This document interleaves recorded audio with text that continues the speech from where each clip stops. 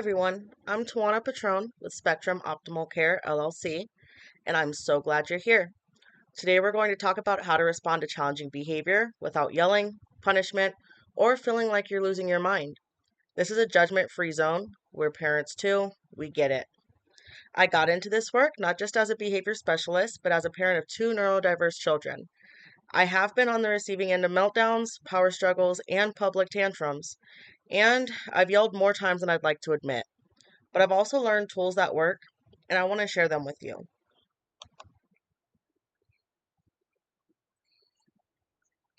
So these are the topics we're going to go over today: why traditional discipline doesn't work, understanding behavior, the power of calm, what to do instead of yelling, reinforcement that does work, reframing consequences, private pay ABA parent training, and then we'll do a review. Why traditional discipline doesn't work. When kids are struggling, yelling, timeouts, or punishment often seem like the only option. But here's the truth. Punishment does not teach new skills. Yelling increases fear, not cooperation, and kids do not learn well when they're dysregulated. Instead, we can use an approach that builds connection and skills. Understanding behavior. All behavior is communication. When your child hits, screams, or refuses, they're telling you something, even if it's hard to hear. Using the ABCs of behavior can help. The antecedent is what happens before, the behavior is what the child does, and the consequence is what happens after. Understanding this helps us respond more effectively and not emotionally. The power of calm. When your child is dysregulated, they need you to stay calm. It's not easy, I know, but your calm is their safety. When you yell, they escalate. When you breathe, they begin to regulate. Here are some tips for trying to keep calm. Having a calm down mantra, such as, they're having a hard time, not giving me a hard time. Remove yourself from the area. Taking a step away can help gather your thoughts and emotions. Utilizing selected attention. Don't ignore your child, but ignore the behavior. Provide positive attention once the behavior has ceased. So for selected attention, this is a consequence strategy. It will be on the consequence strategy list that's provided along with this webinar, the guide, and the ABC data sheets. How we utilize this is we literally ignore that behavior. So that may be us looking away, turning our back, unless it's a dangerous behavior. We want to always be attentive for dangerous behaviors, but we want to remove as much attention as possible from that behavior. And then as soon as we see a decrease in that behavior, maybe it's them taking a breath, maybe it's them sitting down, maybe it's them getting quieter, we want to then provide that attention. So an example of this, say your child starts screaming, falls to the floor. Say they stop screaming, still on the floor, but they stop screaming. That can be when we go in, we provide that attention that they need, let them know that we're here and that we're there to support them. So, what do we do instead of yelling? Step one, we want to connect with your child. We do want to offer support and empathy. We do this by getting on their level, offering empathetic statements, and keeping a neutral tone and affect. Now, we can't do this if we make judgmental remarks, point out their bad behavior, discuss the consequences of their behavior, or make other negative remarks. An example of a connection before correction is, it looks like you're really upset. I'm here to help. With this statement, you are showing empathy without being accusatory or judgmental. It looks like you're really upset. Shows that you notice their feelings and can even be validating. I'm here to help. Offers that olive branch for connection. We are validating, then supporting with this statement. Step two, providing clear expectations paired with visuals. Clear expectations are non-negotiable. We create chaos when we do not provide predictability. This is with neurotypical children, but especially neurodiverse ones. While you may feel better by giving in, it creates a game of, well, I win this battle this time with your child. The best way I've heard this put was when it was explained as a vending machine versus a slot machine.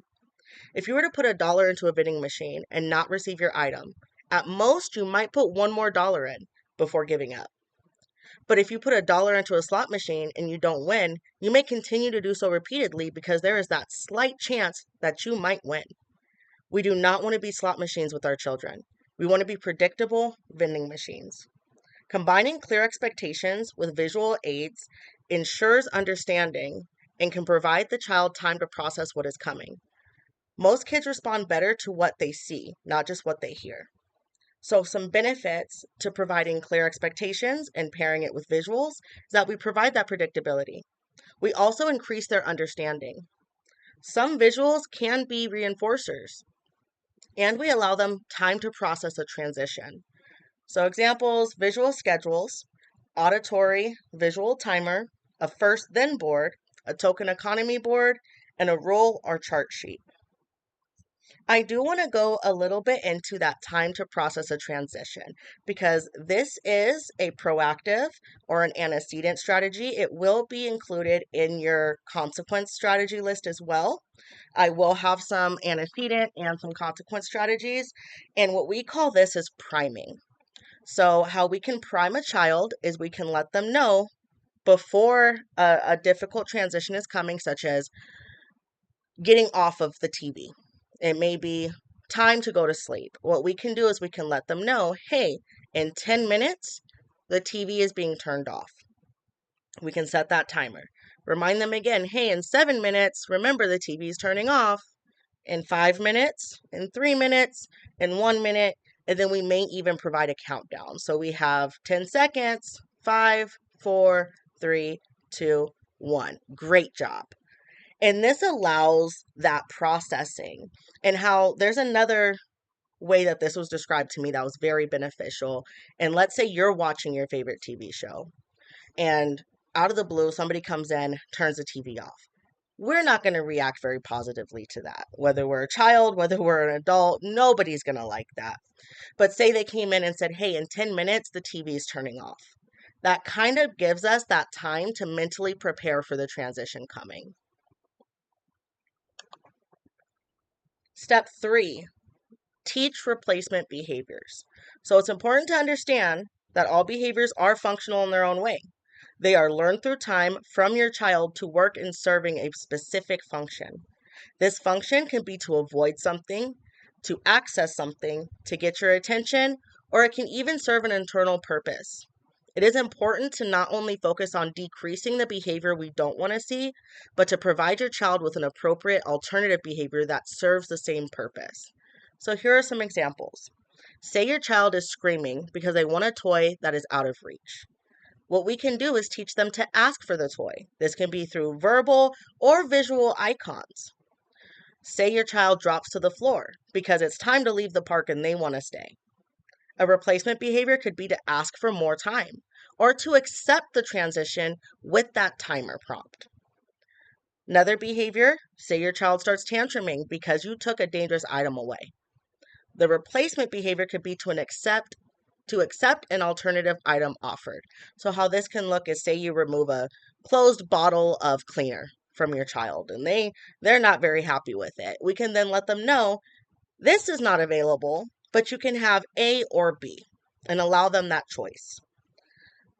For screaming, say your child begins screaming because they want your attention while you're on the phone. This is very common. A good replacement behavior for that is teaching your child to tap your arm. So instead of screaming and interrupting your phone call, we can teach them that when you tap mom's arm, mom immediately looks and gives you that attention that you need. Reinforcement works. We tend to focus on what our kids are doing wrong, but ABA shows us that behavior grows where attention flows. Reinforce the behaviors you want to see more of. For example, you stayed so calm when your toy broke. That was amazing. Here's a pro tip. Reinforcement does not have to mean something like candy. It can be praise, play, time with you, or screen time earned. Here are some more examples. So say you want to see your child sit in their seat during mealtime. How you can reinforce that is provide that verbal praise and provide some extra dessert. Say you want to see more of your child sharing their toys nicely. You can reinforce that by providing that verbal praise, and you can engage in the playtime to make it more fun. Say you want to see your child finish their homework more. You can provide that verbal praise and give them more screen time for completion of their homework. Now, let's say you want to see your child get more good grades. Again, you can provide that verbal praise and you can remove chores. And this brings me to another topic. So, we've discussed both in the previous webinar and somewhat in this webinar about positive reinforcement. And that's when we introduce something into the environment that is reinforcing and increases the likelihood of that specific behavior occurring again in the future. But if we're removing something from the environment to increase the likelihood of a behavior happening in the future, that is called negative reinforcement. So positive reinforcement is adding something to increase a behavior. Negative reinforcement is removing something to increase a behavior. So in this example, removing chores is not typically seen as positive. That wouldn't be a positive reinforcement. So if we remove something that's not positive, that can make it ultimately positive. So removing something the child doesn't like is a form of reinforcement. Reframing consequences. So the definition of a consequence is any event that occurs immediately after a behavior and influences the likelihood of that behavior happening again. It's what follows the behavior and can either increase or decrease the chances of the behavior being repeated in the future. We need our consequences to be predictable. We want to remain consistent. If you punish for this behavior, always punish for it. Don't be wishy-washy in the levels of punishment either. So you can't say, well, this time I'll go easy because I had a long day. If we punish every time our child jumps on the couch, it needs to be every time they jump on the couch. It can't be, oh, well, I don't want to deal with it today. We need to remain as consistent as we can because that predictability helps us not have chaos. The consequences also need to be related to the behavior. The punishment and behavior should be connected in a way that your child understands. And it needs to be focused on learning, not on shaming. We want to teach. So, an example, if your child throws food, a consequence could be that they clean it up and try again with your help. This can be something that's consistent, predictable. It's related to the behavior because they made a mess. Now we're cleaning it up, and it's focused on learning. I do want to note that there will be a guide sheet, an ABC data collection sheet, and a list of consequence strategies for download on this webinar's post page. And if you have not downloaded those, I recommend doing that now. Private pay ABA parent training. If you're finding yourself stuck in a cycle of frustration, you are not alone, and you don't have to figure it out all by yourself. With private pay ABA training, you can get personalized support, focus on your family's goals, and skip wait lists and start now. We'll teach you practical tools that fit your parenting style, your child, and your values. So let's recap. Behavior is communication. We need to stay calm to help regulate our children. Use tools like visuals, reinforcement, and skill building. We have to ditch the yelling, use connection to create change, and we can get help that's practical and affirming. Let's take the next step together. You can schedule a free consultation, download your guides and resources, and reach out with any questions. We're here to help.